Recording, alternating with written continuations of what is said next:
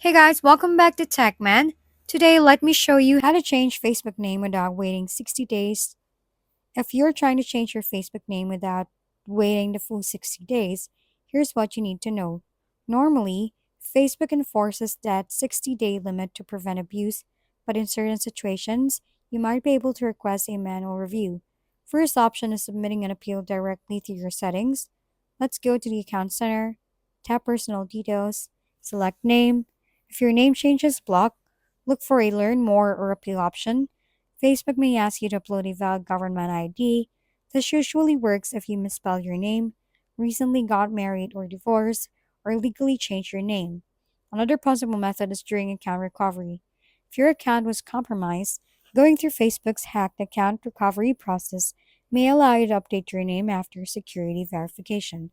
Only use this if it's legitimate. As a last resort, you can create a new profile with your preferred name while waiting for a 60-day restriction to expire. Keep in mind, Facebook is strict about name policies.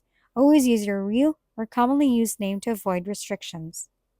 If we've been helpful, kindly give us a thumbs up and don't forget to hit the subscribe and bell button for more contents.